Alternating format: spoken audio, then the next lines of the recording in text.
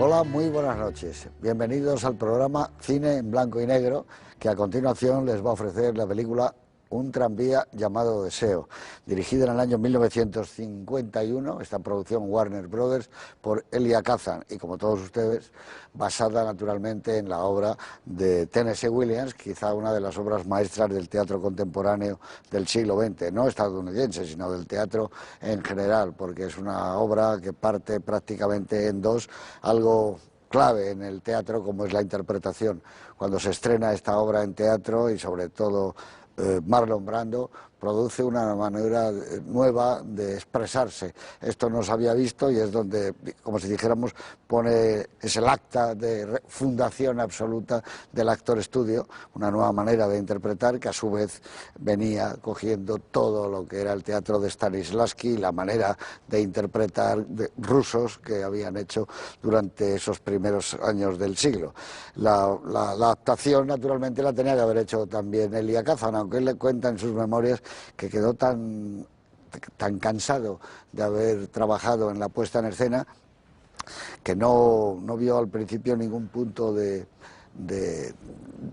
alegría en enfrentarse con esta obra, pero luego describió él que podía hacer las cosas que no salen en la obra, pues hacer como eran los lugares donde trabajaba Kowalski, el mundo anterior a Blanche Dubois, pero también luego se dio cuenta que eso no era la obra, que la obra era cerrarse prácticamente entre cuatro paredes.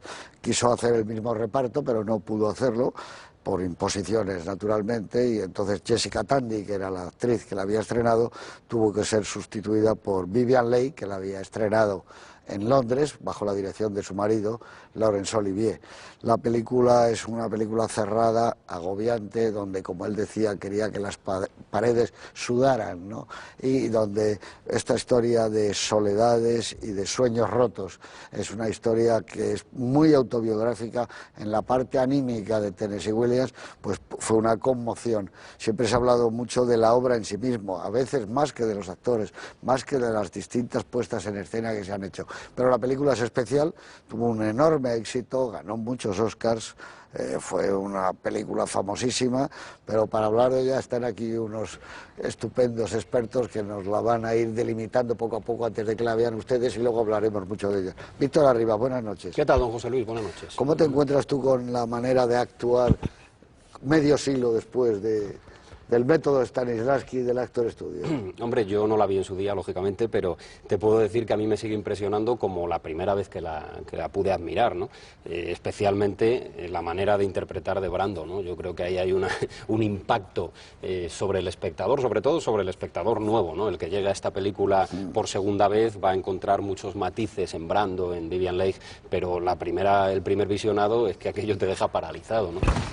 Yo me quedo, fíjate, con una frase que para mí define, y que está en la obra de teatro, que define a Kowalski, y es un gallo de buen plumaje en un corral de gallinas. Así es como Tennessee Williams describe a su personaje, y yo creo que eso Brando lo lleva a la pantalla de manera espectacular, ¿no? Ese ser primario, sucio, que tiene una manera de comer y de beber que es repugnante y que quiere imponer su masculinidad sobre el corral de gallinas que tiene en esa casa de Nueva Orleans, ¿no? Hace un planteamiento Kazan, yo creo que muy interesante, sobre esa eterna disyuntiva del cine y el teatro, del teatro filmado en celuloide, que seguro que nos va a dar luego pie a un buen debate y a un buen comentario, y sobre todo creo que es iconográficamente una de las grandes películas del siglo XX, con ese Brando en camiseta y con Blanche, una Vivien Leigh delicada, yo creo marchita, en el final de su trayectoria vital, convulsa y plagada de mentiras, que bueno, pues es sinceramente apasionante. A mí me interesa mucho también la parte de la puesta en escena, de esas paredes que sudan, de cómo se refleja el calor de una ciudad como Nueva Orleans y de cómo también se escucha, y aquí está la aportación del cine, de fondo siempre esa polca que va acompañándonos durante toda la narración y que yo creo que es otro de los grandes aciertos de Kazan, que ya lo dijimos en La Ley del Silencio, José Luis, es uno de los directores sobre los que ha pesado más la injusticia yo creo, de un análisis demasiado politizado sobre su figura y muy poco cinematográfico. Y esto yo quiero hoy un día más resaltarlo. Por supuesto que ha sido la ideología por encima de su condición artística. Flores para los muertos. Alicia Mariño, buenas noches. Hola, buenas noches. Bueno, tú eres una experta y has estudiado bien Sí. Tennessee Williams y bien esto. Dinos algo antes de ver la película. La verdad que, bueno, la obra de Tennessee Williams es una obra maestra. Es, bueno, pues ese estudio profundo de los caracteres, ese estudio psicológico, ese estudio además que va más allá y que trasciende en cuanto a pensamientos metafísicos, es decir, el paso del tiempo, el paso de la vida, la verdad, la mentira, es decir, todo esto se puede rastrear en la obra, que precisamente además a mí me ha llamado la atención cómo no cambia casi en absoluto el texto del teatro, de la obra de teatro, a la película. Es verdad que él fue el adaptador, es decir, podríamos decir que la película no es una versión, es una adaptación en el sentido estricto de la palabra. Y bueno, pues está plagada de belleza, es decir, y luego, pues con respecto a ya en sí, a la escena, al tratamiento de la película, me fascina la idea de que precisamente es teatro, o sea, teatro en el cine, no cine en el teatro, ¿no? Y esa idea que decís de la habitación, la casa cerrada, el agobio, es decir, cómo a través de la cámara, cómo a través del claroscuro, esa importancia de las sombras que veremos, van trabajando el calor, y es ese calor y ese agobio exterior el que precisamente va invadiendo a los personajes, sobre todo a los personajes femeninos.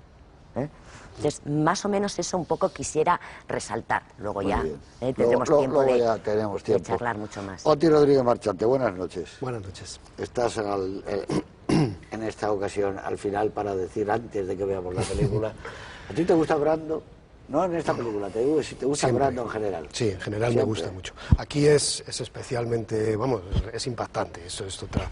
Pero yo creo que Brando, digamos que ejemplifica lo que significa esta película o esta obra, porque es una obra o película de confrontaciones. Así como hay una confrontación entre dos mundos, el mundo soñador, frágil, ya un poco que va a desaparecer de Blanche Dubois, y otro mundo emergente de industrial, de emigrantes, digamos, ese mundo que se va a hacer con la fuerza y con el poder en el terreno, es una manera de verlo, como también hay una confrontación interpretativa entre la manera de actuar, por ejemplo, de Marlon Brando, que es completamente nueva, y la de Vivien Leigh, que es una... Es decir, parece que hay la confrontación entre el cine y el teatro. Es una obra que es pura confrontación.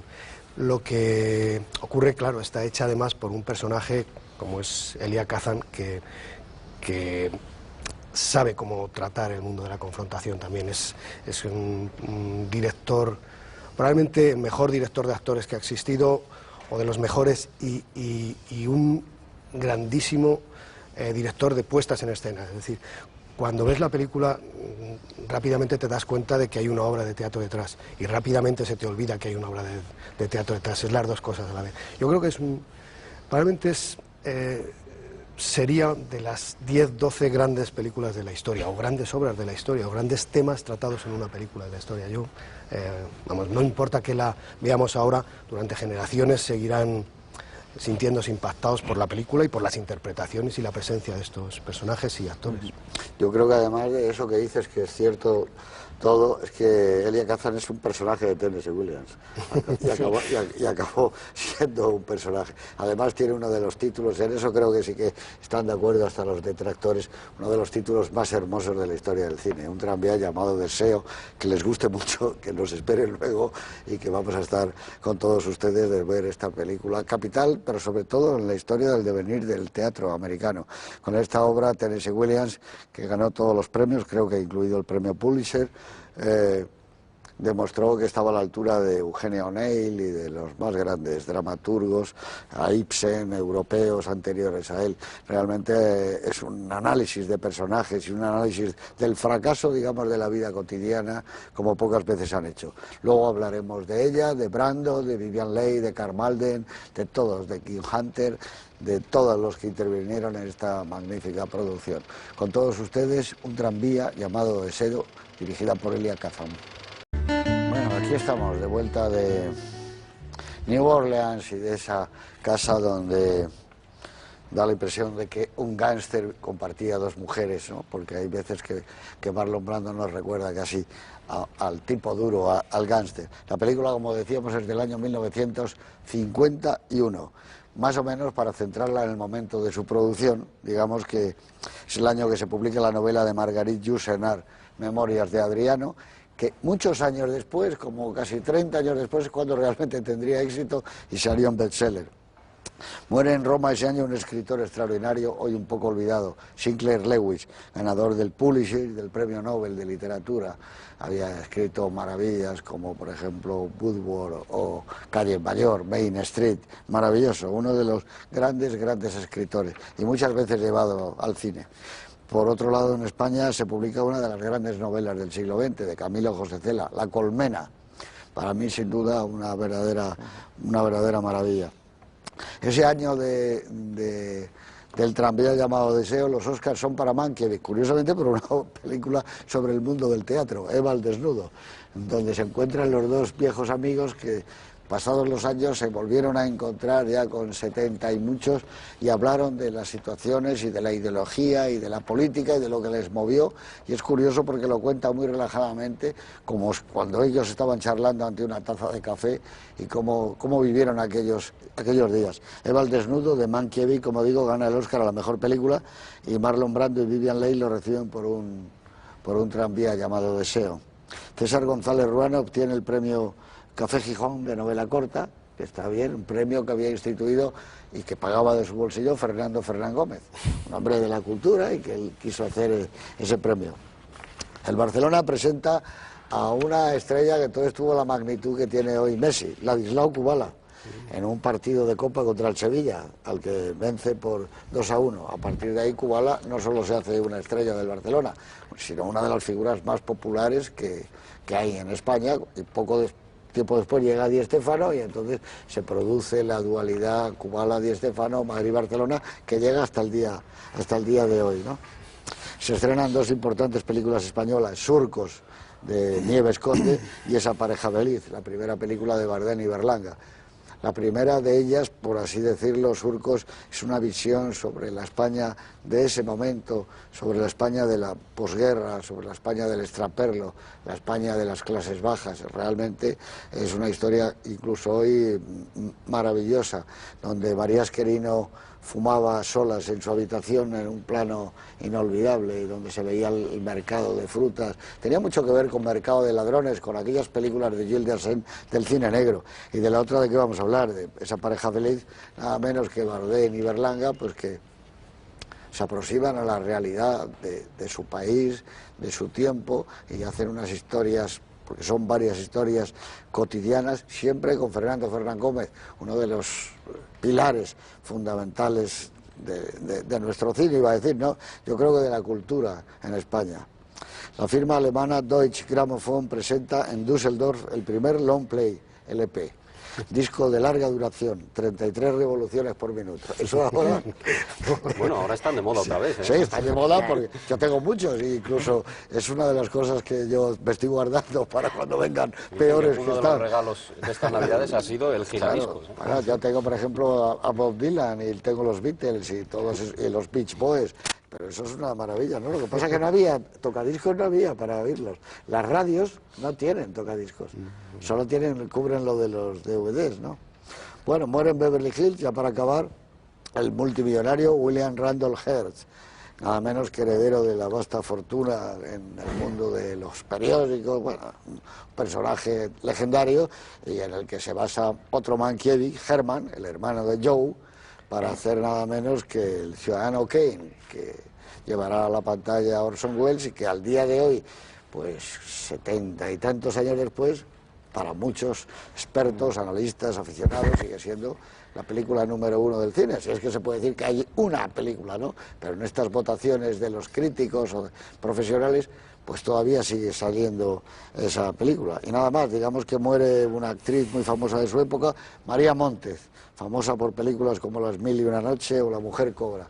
Aunque esto es una cosa a nivel muy particular, recuerdo perfectamente, yo debía tener 6 años, cuando dio la noticia Radio Nacional de España a las 10 de la noche que había fallecido María Montez porque se había tomado un baño de agua caliente y por lo visto el agua le produjo, la temperatura del agua era tan alta, le produjo una parada cardíaca y murió. Estaba tratando de adelgazar, ya en esa época ya traía esos problemas. Estaba casada con un actor muy famoso, Jean Pierremont, y era una actriz morena, que como se llamaba María Montes, a los españoles entonces nos parecía muy cercana. Todo lo que sonaba, pues eso, Carlos Ramírez en las películas, Xavier Cugat, todos los nombres de españoles o que sonaban españoles, en Hollywood nos parecía maravilloso. Pero María Montes, es verdad, era una gran estrella de la época. Bueno, ya si os parece, vamos a hablar de esta película, donde Brando, durante los ensayos y también en los ensayos de la película,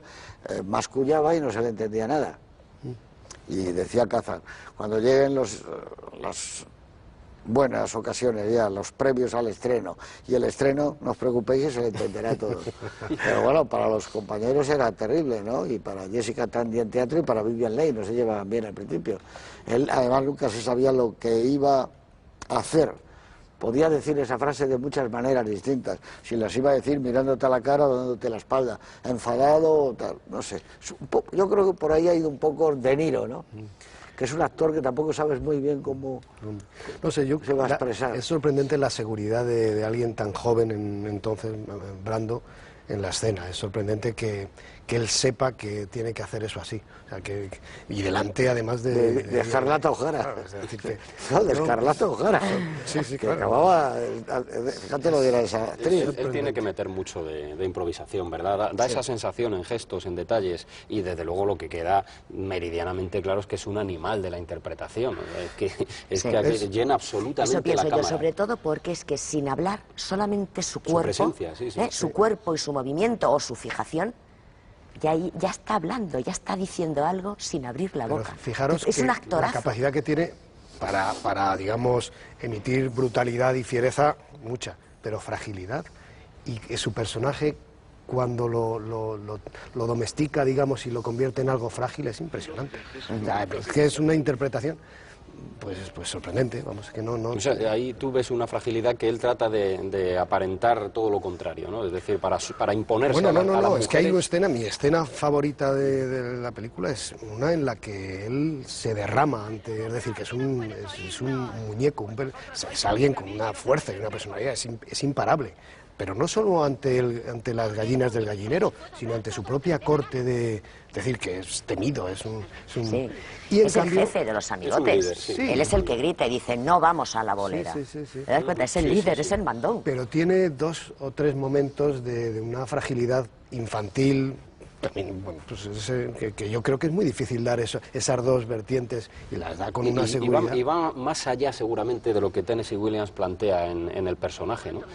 Por ejemplo, a la hora de comer. La manera que come este ser es despreciable. O sea, comiendo, bebiendo, majando chicles. Y bebe agitando la cerveza primero y lanzando el líquido al aire, Sí, ¿no? luego Para ponerse debajo. ¿Cómo tira todo por la casa? Yo no sé, ¿sabes? eso... es curioso Tennessee porque Williams no llega tan lejos en el personaje. Tiene las 2 cosas también, tiene esa parte despreciable, digamos, pero en cambio que se trata solo un perfil, es alguien que en su entorno laboral tiene, o sea, va a más, es decir, que tiene... Es decir, que es por eso decía yo al principio que es un poco perteneciente a esa sociedad emergente, que no importa tanto de dónde viene, sino a dónde va, y a dónde vais a la cima. Es decir, Hombre, que eso... sí se ve que en realidad ella, la sureña, pierden Belgrave, que no sé por qué llaman Belgrave, porque en francés sería Bourget, bonito sueño, pero bueno, se llama Belgrave. Sí. Y bueno, pues eso a mí me recuerda un poco a la vieja nobleza europea que pierde sus propiedades y a esa industria emergente. Eso, trasladado a Estados Unidos, es precisamente eso, o sea, la tradición sureña, Claro. Sí, esa sí. clase Mundo, agrícola es como de perder grandes Tara, ¿no? señores Claro, de la mundo, tierra, claro. que lo pierden, y la sociedad emergente. Un mundo que se va y uno que viene. Al mismo tiempo, no sé, quizá hay un interés en Tennessee Williams de marcar esa sociedad emergente como algo muy brutal o como algo que tiene que luchar. O, en todo caso, yo creo que Tennessee Williams es alguien que es gran creador de estereotipos y, sobre todo, de arquetipos.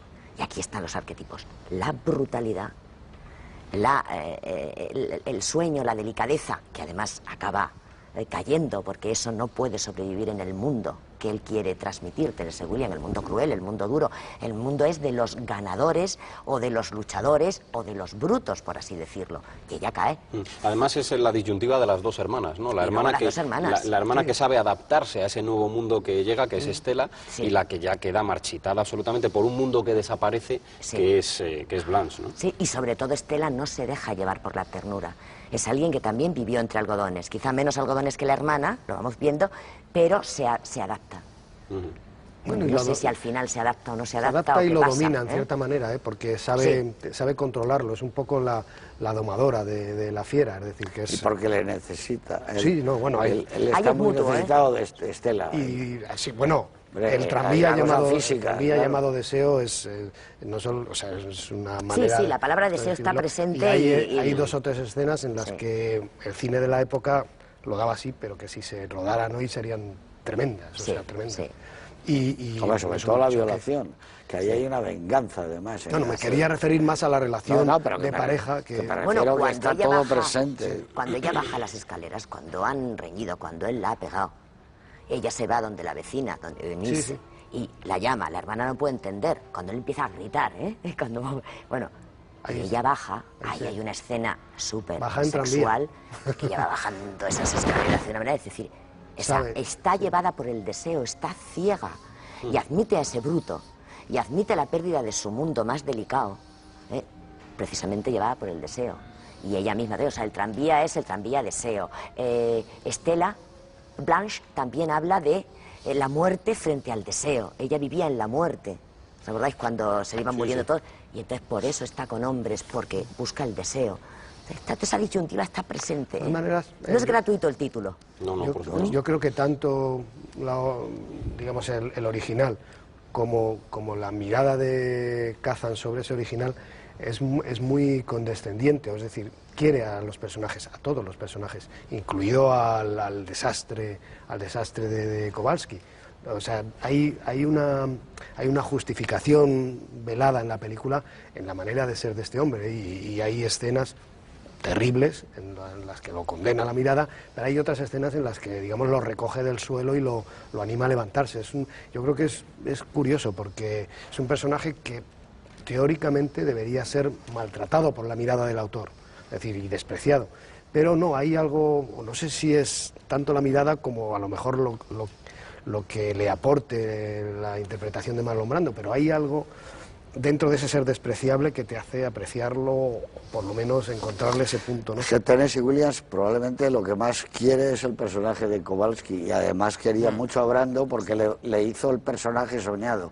Yo creo que él, cuando escribe la obra, ten en cuenta que esto lo iba a haber hecho John Garfield, que no era... Luego, cuando falló John Garfield, pensaron en Burt Lancaster, pero él dijo, no, el desconocido porque Brando no era conocido. Estamos hablando de una obra del año 47, 48, pero vieron a este hombre y dijeron, esto es una cosa... Este es el personaje, la confusión que tiene incluso dentro de sí mismo, la manera de expresarse tan torpe, la ternura de repente que le descubres, todas esas cosas. ¿Quién es este tipo? Es una complejidad, pero... Que porque al fin y al cabo, Brando igual está claro, está un poco, ha perdido la cabeza con todo ese mundo, es una neurótica tremenda y con una añoranza sobre un mundo feliz que tampoco fue feliz para ella, o sea, que una mentirosa, todo es un mundo que se ha inventado, etcétera, pero lo de él sí, lo de él es muy real, es el mismo tipo que puede comer dándote asco, pero de repente tiene una ternura especial, puede sacrificar su vida por algo que te puede hacer bien, ¿no? Y eso es lo grande, yo creo, de la obra, porque la obra es buenísima. Yo creo que incluso la película, la hagas como la hagas, tú ves Dulce pájaro de juventud y es otra obra estupenda, La gata sobre el tejado de zinc, son maravillas, porque te empiezas a acabar reconociendo y dices, yo no tengo nada que ver con Kowalski, ni con el mundo de los estibadores, ni con Nueva Orleans, pero empiezan a hablar los personajes y dices, coño, yo eso lo he sentido algunas veces, o he pensado en hacer esto. Claro, es que eso es muy grande lo que aporta Tennessee Williams. Esa es la maestría. Es fantástico. Esa es la maestría, es decir, crear el arquetipo. Y en el arquetipo, de manera inconsciente, nos reconocemos todos. O sea, está ahí marcado. Hay un momento fantástico sobre la dominación del macho sobre las dos hembras, y es la cena en la que falta Mitch, el personaje de Karl Malden, con ellas dos con la cabeza agachada y él profiriendo absolutamente de todo, donde yo creo que hay matices de improvisación de él, por ejemplo, cuando arroja la taza y demás. A la pared, además después de haber dado el golpe en la mesa. Y él se para y se produce un momento que yo creo que hasta en el mismo plató debieron pensar, ¿y ahora qué hace este hombre, no? Porque son momentos de improvisación, de Actors Studio, absolutamente. Y ahí es donde él, yo creo, impone la superioridad del macho sobre las dos hembras que están compartiendo el mismo techo, ¿no? Bueno, en realidad él la está imponiendo desde el principio con la brutalidad. Bueno, menudo empujón le da a la mujer. Cuando ella, ¿os acordáis al final, como decíamos, en la primera parte de la película, están jugando a las cartas los amigos, llegan ellas al cine, cuando lo de la radio, tira la radio y tal. Bueno, cuando ella se enfrenta un poco a él, que tampoco se pone ella tan salvaje, ni muchísimo menos. Es brutal esa sí, la violencia está ahí muy larvada. Es una violencia muy contenida, la del personaje. Yo creo que es que Tennessee Williams lo quería marcar así. Entonces, bueno, luego ya la dirección, por supuesto, tiene un valor increíble. La actuación de Marlon Brando también, pero claro, está en el germen de la obra, quiere Tennessee. Es que la manera de actuar de Marlon Brando, que es el exponente por antonomasia del Actor Studio, le va muy bien a este tipo de obras. Claro, tú dices, esto no tiene nada que ver con Cary Grant, ni con Humphrey Bogart, ni con Spencer Tracy, con la otra escuela. Brando, Paul Newman, Montgomery Clift, etcétera. Unos actúan, otros no actúan, otros se meten dentro del personaje y se hacen ser el personaje, se sacrifican por el personaje, sufren por el personaje, no solo comen, sino que cuando están comiendo saben lo que están comiendo. Entonces, claro, yo entiendo que había otro tipo de actores que decían, oye, actúa y nada más, no me cuentes estas historias. Pero hay un tipo de obras para la cual esto se puede hacer. En otras, evidentemente, no, destaca. Si tú pones a Bogart con Rod Steiger en una película como Más dura será la caída, hay un choque de actuación. Dice, no, esto es mucho más sencillo. Estamos hablando de que tú eres un periodista neoyorquino y yo hablo y no hay que lavarse tanto la cabeza. Pero claro, en este tipo de obras sí, claro. ¿Quién hace estas obras al final? Las hace Paul Newman, hace La gata, y Marlon Brando hace esta. Y claro, entonces son idóneas. Pero yo no creo que Tennessee Williams lo hiciera pensando en estos actores, fue una cosa casual. Que salió, ¿no? Yo creo que salió esa manera del teatro. El teatro de caracteres. Sí, pero fijaros... Que se llamaba así, fijaros de composición, es que ellos se meten dentro del personaje. Pero, por ejemplo, el choque que en la obra tienen los personajes, el de Blanche DeWitt y el de Kowalski, el choque que en la obra tienen, que es un choque de dominación y de dominada, los intérpretes lo tienen también en sus técnicas, digamos. Es decir, la manera de interpretar de Brando y la otra manera de Vivien Leigh, no sé, yo creo que es completamente distinta también. Es decir, Pero eso, porque está muy bien hecho, o sea, es obra maestra. Ella venía de interpretar, la versión que hizo Laurence Olivier del Tranvía no era esta. Entonces ella le dijo a esto, según cuenta él, no, es que Larry y yo lo vemos de otra manera, pero ahora la manera que la vamos a ver es esta, y tienes que hacerlo. Incluso, como se rodó más o menos por orden, al principio ya está peor que al final. Sí. Al principio ya está un poco... Vivien Leigh está un poco... Pues como su propio personaje. Sí, no, pero se nota un poco... No sé. Yo iba a deciros eso, que la noto crecer a lo largo de la película. Y el último tercio se come en la película. Bueno, ella. Sí. Pero con una técnica completamente contrapuesta a esta explosión de Brando, es decir, no, claro, es que ya no era esa mujer, no tiene nada que ver. Esta actriz que es, yo la recuerdo sobre todo por sus tres grandes papeles dramáticos, que son Lo que el viento se llevó, El puente de Waterloo y El tranvía. Es que en los tres personajes yo veo un hilo conductor digamos, del carácter femenino de esa, o sea, cómo la actriz también puede marcar al personaje, ¿no? Porque se producen conexiones, yo creo que un poco de esa locura sobrevenida en Escarlata O'Hara también, ¿no? Es que esa delicadeza, de esa fragilidad, ¿no? Es que ella era ideal para hacer Escarlata, porque ella tenía, que lo tuvo en su vida, un punto de locura. Es que ya acabó mal. Claro, acabó Escarlata envenenada. está como Hay mucho de iluminada, ella. también es una iluminada. Ah, y algo que dices, uff, voy a tener muchos problemas con esta mujer. Cuando la miras, sí. Pero aún así yo me quedo con... Yo creo que es que Escarlata O'Hara, las dos ganan el Oscar, con Escarlata y con esta, pero yo creo que Escarlata O'Hara es uno de los trabajos más grandes que ha hecho una mujer en el cine, porque era ella. Por eso no encontraban el personaje y durante muchos años. Pero en ella, insisto, hay algo neurótico, hay algo incluso que lo tiene en Escarlata en la manera de quitarse el anillo y para la causa, y en algo, pues haremos unas cortinas con el... Hay algo que luego desgraciadamente pasó en su vida, ¿no? Que tuvo que ser internada, y en el barco de los locos también ya se la ve que tiene la mirada mal, ¿no? Y la ensoñación, ¿no? Que son personajes que están siempre como en un mundo imaginario, ¿no? Entonces aquí es que era Blas de igual, aquí es que era ella, ya pones esos vestidos no sé transparentes como los llevaba. ¿Habéis leído algo de lo de Jessica Tandy en teatro? ¿De qué tal? Ella está maravillosa por lo visto, Jessica Tandy, pero se enfrentó con un poco Brando. joven, ¿no? Quizá entonces, porque... El marido de Jessica Tandy, que era un actor, Hume Cronin, muy de ellos y de Mankiewicz y tal, le dijo, mi mujer, no lo digo porque sea mi mujer, pero mi mujer lo puede hacer. Cuando vi unos ensayos, él le dijo, la puede sacar mucho más. Ella dice que se comportó muy bien porque Brando nada, Brando era una cosa tremenda, con ella y con todos, y con todo el casting, pero poco a poco se fueron creciendo todos y Jessica Tandy estuvo magnífica. Luego acuérdate Paseando a Miss Daisy. Sí, me acuerdo, ya de mayor, Bueno, ha sido una actriz muy buena, ¿no? Pero estaba excepcional. Lo que pasa es que para el cine quisieron una estrella, ¿no? Igual que La Gata la hace Liz Taylor. La Gata sobre el tejado de zinc, fíjate a quién coge, ¿no? Aunque ahí yo creo siempre que el gran papel es el de Bar Light, del padre Daddy.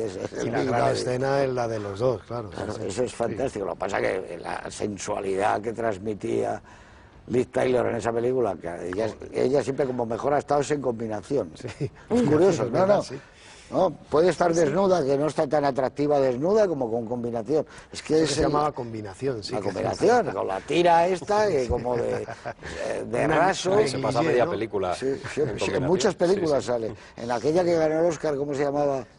Una mujer desnuda, Butterfly 8 se llamaba en inglés. ¿La mujer marcada era? La mujer marcada, arranca lo mismo, una combinación. A ella le iba mucho eso, estar como medio desnuda y un abrigo de pieles. Eso le iba... Sí, porque hay gente que le va al traje también de chaqueta. Blanche en esta película se pasa vestuario de Blanche hasta que se viste, está en combinación, pero son unas combinaciones pero como fíjate, el los trajes vestuario son más antiguos, fantástico. que parecen vestidos. Pero imagínate con esa... El vestuario de Blanche está estudiado al impresionante. milímetro, de ella aquí, y el peinado. ¿Dónde pretende Y ir esa mujer? Y acentúa precisamente el mundo de los sueños a esa cruda realidad, a No, esa es que casa, como ella dice, que es imagínate, una casucha. Con esa bisutería encima piensa salir por las calles de Nueva Exactamente, Orleans. y vestida por los con esas arrabales. gasas, y las gasas, Está fuera bajando de esa lugar. escalera. Qué bonito es el arranque, ¿verdad? Pero está bonito porque... Donde te enteras de lo del tranvía, y además cómo llega a ese sitio, esa especie de corrala. Pues eso es lo más cinematográfico. En medio del humo, llega, el tren se va. Maravilla. O sea, porque A la ya estación. entras en un mundo que ya sabes que es... Es el único momento donde no estamos metidos en la casa de ellos, ¿no? De los Kowalski. Sí, pero es que el patio es el universo también. Pero no solo es eso cinematográfico, casi todo lo que hay digamos, de primer plano, no solo de los personajes y de los actores, sino también de las emociones, es muy cinematográfico en general. Y los neones, estamos permanente viendo cómo llueve fuera de la casa, cómo entra esa luz de los neones, porque la casa de ellos es un bajo, arriba vive la otra La lluvia pareja. caliente, ¿verdad? Y se es que nota, se percibe eso, casi como si hubiera vapor. Claro, eso es el cine, que tú estás notando lo que ocurre ahí, ¿no? Y a mí me han gustado mucho los claroscuros. O sea, primero se va buscando que ella no le dé la luz, pero siempre hay sombras que cruzan por delante de los ojos de ella, dentro de la casa. Qué bien trabajado, qué bien estudiado está eso. O sea, yo me imagino al director buscando la sombra Fíjate, para Alicia, que el cómo personaje ha evolucionado la sociedad, de que él describe a los personajes como con 22 y ella de 30 y tantos. Fíjate, 30 y tantos no es nada. Describe a Blas de igual como de 37, 38 años. Pero fíjate, para los años 40... Y ya es una belleza marchita. Y ya, claro. Ya. Díselo a Tina Turner.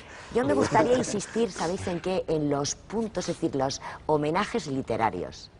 No sé si os habéis fijado como ella al principio le dice a la hermana, ¿cómo puedes vivir en esta casa? ¡Qué horror y tal! Luego da marcha atrás y dice, solo imaginable en Poe.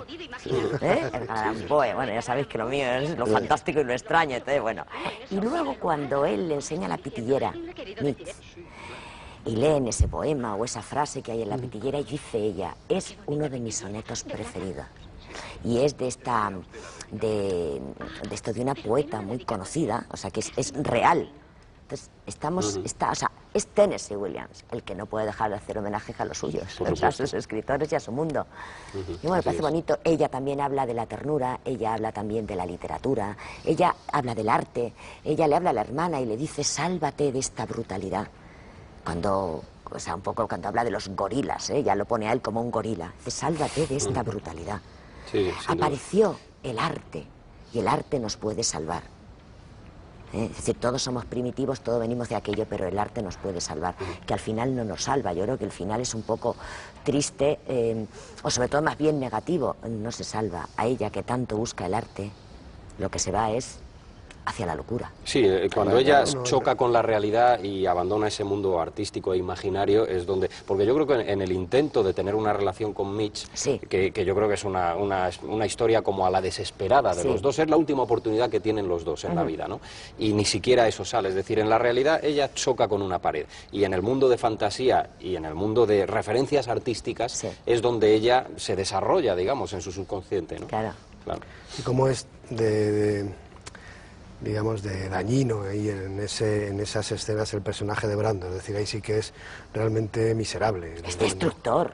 Y destruye a su amigo, absolutamente, ¿eh? Sí, sí, lo hace, pero lo hace en pos de una especie de, no sé cómo decir, de pragmatismo, que va mucho también con los tiempos, es decir, no, es que ahora no, hay que ser, bueno, de hecho eso ya lo tenemos asumidísimo, no, hay que ser sincero, hay que ser tal, no hay que dejar que la no verdad o la irrealidad tal, pero eso también está anunciando unos tiempos que ahora ya los vemos normales, pero ahora si le puedes a alguien decir la verdad, se la dices. Me interesa mucho esa parte que hablamos de Karl Malden, de cómo puede ser un poco el nexo entre los personajes y cómo Brando dice, el peligro está en Karl Malden, más que en ella, porque si esa relación se asienta, la tengo a esta señora aquí en mi casa toda la vida, toda la vida. Ya ser el padrino de la boda. Él sabe dónde tiene que atacar y dónde tiene que poner su destrucción, ¿no? Y entonces manipulando en aras de la amistad, en aras de que estuvieron juntos en la guerra, en el batallón de no sé qué, en aras de todo eso, lo que hace es cumplir su voluntad y quitársela del medio. Sí, porque la vida de Malden es tremenda también, ¿eh? Con su madre enferma, no ha conseguido con ninguna mujer tener una relación que salga adelante. Qué bien construye el personaje, además. El personaje de Malden es fantástico. También bruto y frágil. Secundario. También yo creo que ganó el Oscar a mejor actor secundario. Él era íntimo amigo de Kazan, acordaos cómo hace el cura en La Ley del Silencio. Trabajan todas las obras de Kazan. Por eso cuando fue presidente de la Academia le dio y creó el follón aquel, le dio el Oscar especial a... Karl Malden, que tenía la nariz como el mango de un paraguas, ¿verdad? Sí, sí. Graciosa. Pero ¿cómo sostiene? Esos personajes secundarios son el cine americano, ¿eh? Que ganaron el Oscar. Es una riqueza humana, Hunter no ¿verdad? ganó el Oscar también. No, lo gana Karl Malden, ganó el Oscar mejor secundario. Actor. Sí, secundario, soporte en actor, esto, como dicen ellos, y lo gana ella, Vivian Leigh. Porque Claro, Brando no gana. Brando es el que no gana. Gana ese año gana Bogart con la Reina de África. El Brando lo gana en La Ley del Silencio, y Brando lo gana en El Padrino. Exacto. Pero fíjate, después de tanto tiempo hablando del impacto interpretativo de lo que ha significado tal la figura de Brando, no ganó el Oscar ese año. No, porque ahí el viejo Hollywood se puso de parte de Bogart. Y no quisieron darle a la personaje en cierto modo parecido, ¿eh? Es un personaje animal en estado puro, misógino, también con ¿verdad? Esa parte también frágil que le sabe descubrir con una ternura tremenda que no tenía. Es otra manera de que no lo tenía. Cuando le quitas la corteza, ¿verdad? Por eso lo lamenta cuando va a verla a ella. Él lamenta no poderse casar, o sea, lamenta que le hayan dicho eso. Si hubiera quedado ese año la gran rival de Vivian Leigh fue naturalmente Bette Davis haciendo el papel de Valdenudo. O sea, eso es cuando se encuentran dos trenes a esa velocidad, no hay nada que hacer. Además que se tendrían ganas. Estaba viendo yo las obras de teatro que monta Kazan, o sea, no obras de teatro que monta, que estrena y que les pone el sello. Fíjate tú, La piel de nuestros dientes de Thornton Wilder. Todos eran mis hijos, la pone, de Arthur Miller. O El tranvía, un tranvía llamado Deseo. Muerte de un viajante, de Arthur Miller, fíjate tú, Camino real, de Tennessee Williams. Té y simpatía, de Robert Anderson. La gata sobre el tejado de Zinc.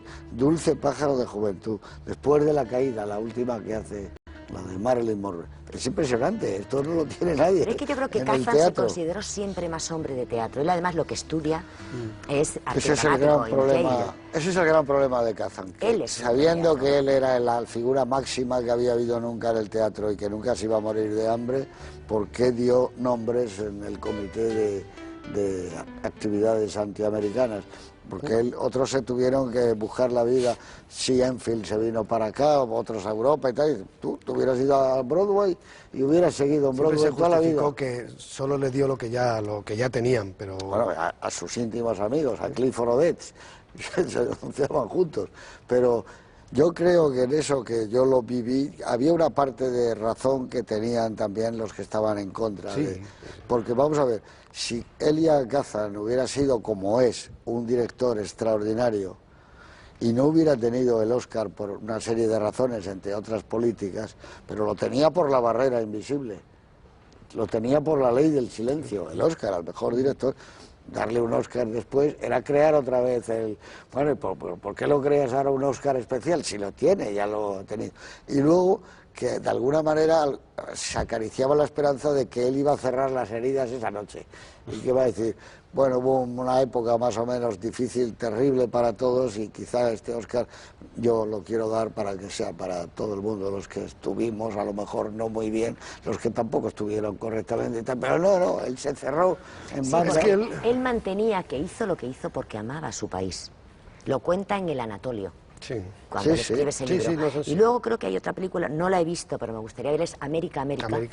Donde bueno, ahí cuenta lo que es un poco el país. Bueno, ahí cuenta su vida. Pero él, claro, si pero bueno, parece un poco, se puede rastrear. La ley del silencio es un elogio de la delación, es decir, y es digamos... No, pero no es lo mismo, porque la ley del silencio son, bueno, hombre, son unos gángsters, unos asesinos que están matando gente en los muelles. No, naturalmente que no es lo mismo. No es una delación, ¿ves? Los otros son unos intelectuales, como Hammett o como estos que dicen, oye, yo me acojo a la quinta enmienda. Delatar a tu hermano. Claro, oye, pues vas a la cárcel, pues voy a la cárcel, pero yo qué quieres que te diga. Y esto viene entre gente como ellos, que habían sido miembros todos del Partido Comunista norteamericano, y que entonces deciden eso. Eso no le quita, que es donde la gente pierde perspectiva, con que sea un director extraordinario. Eso no tiene nada que ver. Las dos cosas son ciertas. Pero imagino que lo pagó, ¿eh? No, toda su vida ha estado... claro que lo pagó. Es una pena, porque claro, una cosa es el artista, de todas maneras, no sé, en esas épocas de confusión, de esa confusión tan grande, tan generalizada, tan difícil ahora es fácil verlo con la perspectiva del tiempo, pero metido en ese... nunca sabes exactamente. Yo siempre he creído, y en el caso de Kazan eso es paradigmático, que la gran desgracia no es que Kazan delatara a sus compañeros, es que se produjera esa polvareda repugnante de persecución y de odio ideológico. En ese contexto podía ocurrir lo que le ocurrió a Kazan o cualquier otra cosa. O sea, la desgracia para Estados Unidos fue que eso ocurriera, no que Kazan delatara a o que hubiera actitudes como la suya, ¿no? Yo creo que ahí está, y la enseñanza la ha tenido ese país a lo largo de su historia, O sea, aquello ha quedado, digamos, como uno de los momentos más lamentables de la historia de Estados Unidos, ¿no? Entonces, lo de Kazan, en ese contexto, es que se me entienda, entre comillas, anecdótico. Comparado en el tiempo, con los grandes momentos de villanía en casi todos los demás países, pues es mínimo, pero... Ten en cuenta que luego ya no era entre íntimos amigos ellos, o sea, que era John Garfield, que muere porque... Y en un mundo muy pequeño, era el Group Theater entero que se pone en tela de juicio. Lo que ocurre es que él dice, siempre él sacó una página del New York Times, ¿no? Y donde puso nombres Él decía, todos estos ya lo sabía el comité, pero Sí. bueno, así es como diciendo, yo me aprovecho de uno que ya está dicho, tampoco es éticamente Quiso pues, conocido salvar, los quiso mejores. salvar lo que Pero eso es pudiera lo que de yo sí digo, mismo esto es una cosa mía, pero él no tenía que salvar nada, su carrera. no tenía que salvar nada. Su carrera era la número Pero- uno, se hubiera ido al teatro y se Pero acabó. no te pasan las mismas cosas por la cabeza Por supuesto. fuera que dentro de... Él No, lo ha es lamentado una- muchas veces Pero- también, la situación, aunque luego se ha hecho fuerte. Pero él y siempre, otras veces. él su biografía... Bull Silver estaba con él también. Su biografía es autoexculpatoria, todas esas páginas solamente para justificar un hecho en una vida riquísima, complejísima. Hombre, porque Es imagino que el lo único penó. hecho que ha tenido. Que lo penó y Ha bien. hecho películas Claro. solamente para justificar su acto. Claro. Es decir, que es que ha estado a partir de un acto que es mínimo y máximo dentro de lo que es la vida complejísima y riquísima artísticamente de una persona. Ese acto lo ha movido todo. Lo ha movido. Luego deja Es el un cine, personaje, en el eso digo, de 77 Tennessee deja de Williams. hacer cine, ¿verdad? Sí, sí, es verdad. Sí, sí. Por eso En el decía yo que 77 sí, deja de pero hacer ya cine. problema de después él El compromiso es la última el compromiso no, y otra que hizo de unos, pero eso ya la hizo en su casa con actores más o menos como una película familiar, hizo una home family. Pero Pero El pasa último mucho magnate es la tiempo. última, ¿no? El último magnate, su última película, fue un gran fracaso Scott como Fitzgerald. Pero digo eso porque pasa mucho tiempo. Él muere en 2003, él Sí, muere pero a él ya los estaba- 94 ya- años. pero él ya Se lo estaba deja en el retirado. Tuvo 20 años 77, sin hacer cine. están Igual que 30 Billy años. Wilder. Sí, sí. sin pero hacer igual que cine. todos, Sí, igual que todos. Mankiewicz, todos. Allí llega la aseguradora y te dice usted...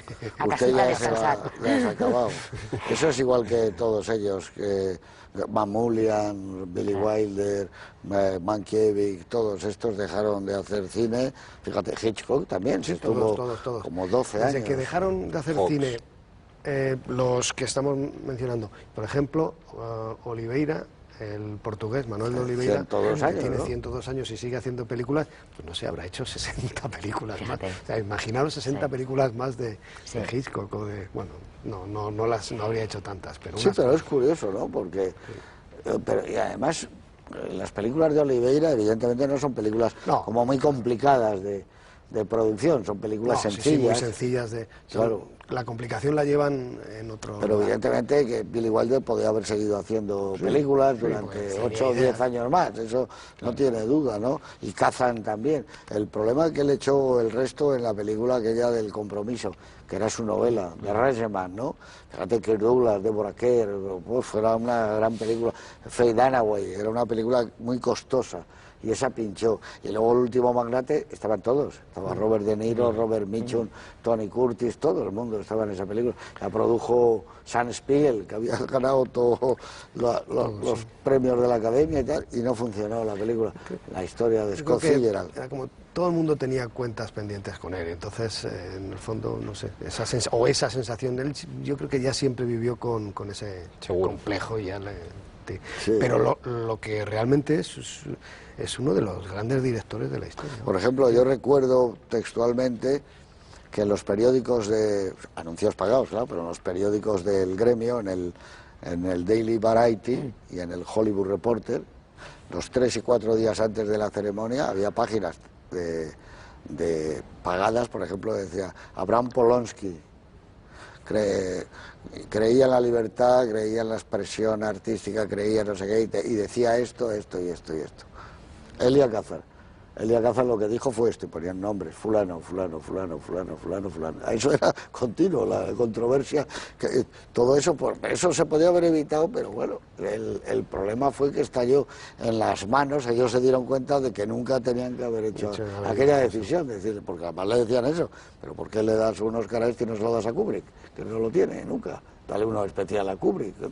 Anda que no hay gente que no tiene el Oscar, Howard Hawks no lo tuvo, pero él tiene 2, ¿por qué le das el tercero? Porque es tu amigo. Bueno, todo eso era como la prensa del corazón llevada a esto. Y claro, entonces empezabas a perder la perspectiva, porque este tiene unas películas magníficas, La barrera invisible es extraordinaria. Ríos salvajes. Sí, se notó tensión, ¿no? En el momento en que se levanta y Es que no recoge. se televisó lo mismo que vimos en directo. De una parte del teatro se puso las manos entrelazadas debajo de las rodillas y esos estuvieron en silencio. Otra parte sacó carteles y cosas de esas, y ponía de todo, de Son of a Bitch, de hijo de puta y de todo, y gritando. Otros se pusieron en pie, por ejemplo Nick Nolte, lo recuerdo yo ahora perfectamente, y aplaudían, ¿no? Y allí luego estábamos unos pocos neutrales, como Fernando Fernández y yo, que no era nuestra guerra, evidentemente, y que estábamos allí diciendo, bueno, nosotros somos de otra guerra, que el que estaba delante, el de la Walter Sales, el de la... Sí, el brasileño. Es que estaba, nosotros, claro, no va con nosotros nada, pero bueno, evidentemente podías estar a favor de uno, de otro. Eso no se televisó así. Y luego lo que sí fue tremendo es que Kazan empezó a hablar y tanto Scorsese como Robert De Niro se echaron atrás. Lo normal es dejarle una especie de deferencia y el que hable, ¿no? Pero él llegó un momento que miró y no los vio. Y dijo textualmente, "Where is Marty?" Por Marty, Scorsese, "Where is Marty?" Y los otros estaban como a 3 metros. Y, venir. Y estos estaban como diciendo, estoy dándote el premio, pero un poco. Pero con la nariz tapada, ¿no? Un poco raro, ¿no? Porque también ellos aceptaron darle el premio, en fin, muy controvertido. Pero bueno, de esta película, ¿cuál es el plano que tú eliges? Pues, lo que más te gusta. Pues a ver, yo creo que son pero... detalles de actuación, ¿no?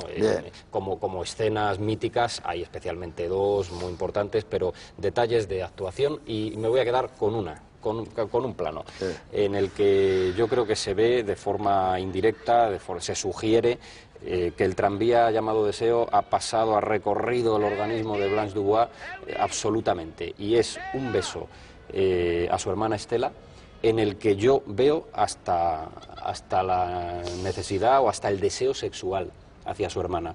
Yo lo veo. Es un beso, ellas han tenido una conversación, creo que es cuando Blanche le explica que las habladurías sobre ella no son fundamentadas y tal, y ahí se produce un beso de Estela a su hermana y de su hermana a Estela, en el que veo en Vivien Leigh, y es un momento de interpretación fabuloso, un deseo sexual hacia su hermana, lo cual ya es, pues, digamos, la depravación máxima, ¿no? En una mujer que, bueno, pues ha estado recibiendo jovencitos en el colegio, que se citaba con hombres en una habitación de hotel para tener relaciones, en fin. Yo creo que esa es, digamos, la quinta esencia del deseo en esa persona, ¿no? Sí. Y para ti, Alicia.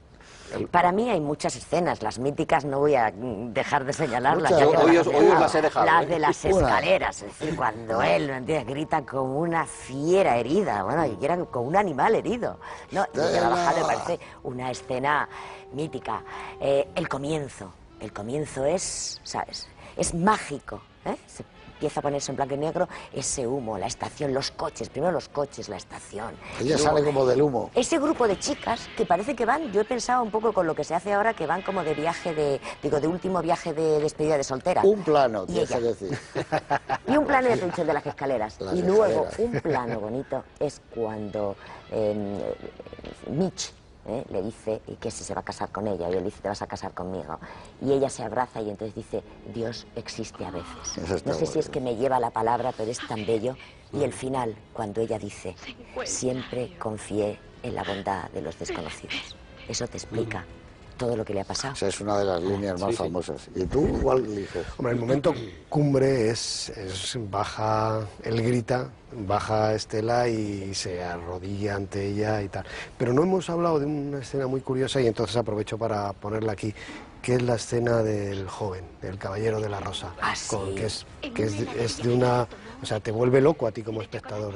Es decir, estás viendo los dos, el pobre chico, ella, esa confusión, ese choque de mundos tan raro, el otro que, bueno, está... A mí eso me produce una serie de emociones que todavía no sé ni cuáles son. Es bellísimo, ¿eh? Porque además ese momento, que yo también podría cogerlo, o por lo menos te robo el ambiente de ese instante, a mí me recuerda a una obra negra, es como de cine negro, y tiene algo que ver con Baby Jane.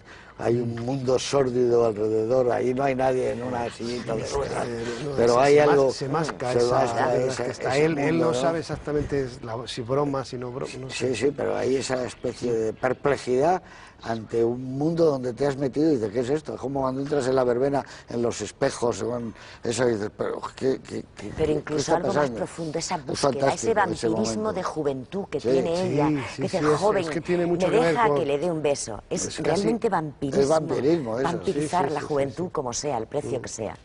Sí, señor. Sí, es que es vampírico, es verdad, eso está muy bien. Hay una especie de ella, sería más bien llevado al vampirismo femenino, a la mujer esta famosa, ¿cómo se llama? Carmila. Carmila. Tiene algo que ver, sí. Y además la luz, fíjate cuando se enciende la lamparita. Ese momento es tremendo, el rostro de ella. Claro, es el toque también, no puede soportar la luz. Claro, es vampírico. Quizá en Tennessee había ese homenaje también a Claro, Drácula, por eso te digo lo de a los vampiros, claro, Sí. Carmila, todo. Sobre todo ella necesita tiene que ser- chupar juventud Claro. al precio que sea. y poca luz, porque el anochecer